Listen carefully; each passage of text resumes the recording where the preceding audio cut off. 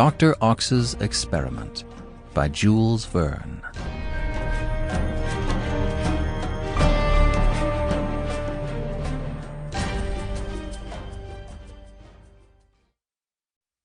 Chapter 1.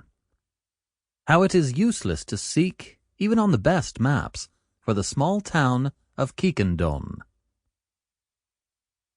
If you try to find, on any map of Flanders, ancient or modern, the small town of Quiquendone, probably you will not succeed.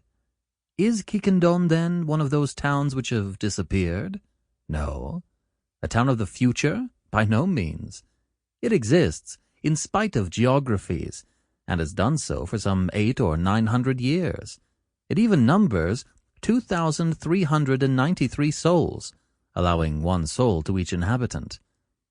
It is situated 13.5 kilometers northwest of Oudenaarde and 15.25 kilometers southeast of Bruges, in the heart of Flanders.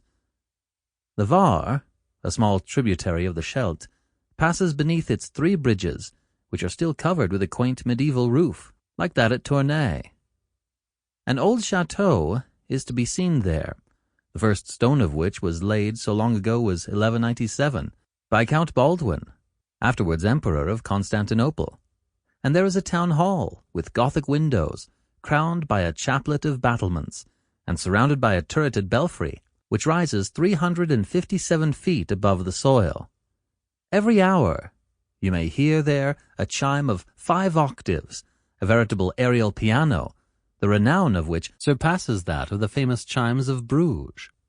Strangers, if any ever come to Quiquendone, do not quit the curious old town until they have visited its Stadtholder's Hall, adorned by a full-length portrait of William of Nassau by Brandon, the loft of the church of Saint-Magloire, a masterpiece of 16th-century architecture, the cast-iron well in the spacious Place Saint-Ernest, the admirable ornamentation of which is attributed to the artist-blacksmith Quentin Metzys, the tomb formerly erected to Mary of Burgundy, daughter of Charles the Bold, who now reposes at the Church of Notre Dame at Bruges, and so on.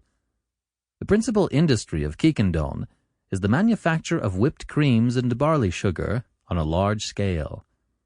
It has been governed by the Van Tricasses from father to son for several centuries, and yet Quiquendone is not on the map of Flanders. Have the geographers forgotten it, or is it an intentional omission? That I cannot tell. But Quiquendone really exists, with its narrow streets, its fortified walls, its Spanish-looking houses, its market, and its burgomaster. So much so that it has recently been the theatre of some surprising phenomena, as extraordinary and incredible as they are true, which are to be recounted in the present narration.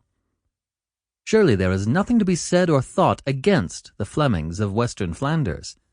They are a well-to-do folk, wise, prudent, sociable, with even tempers, hospitable, perhaps a little heavy in conversation, as in mind.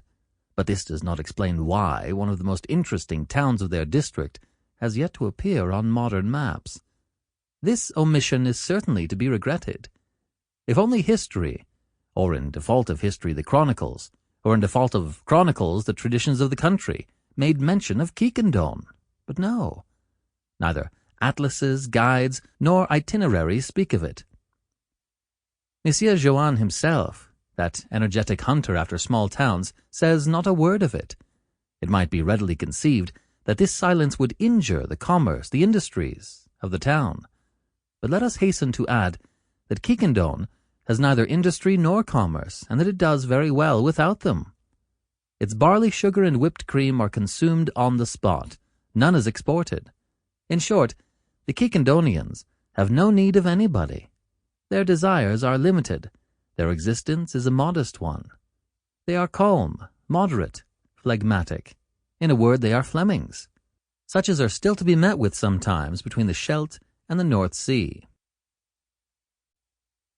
Chapter 2, in which the burgomaster Van Tricasse and the councillor Nicholas consult about... Sample complete. Ready to continue?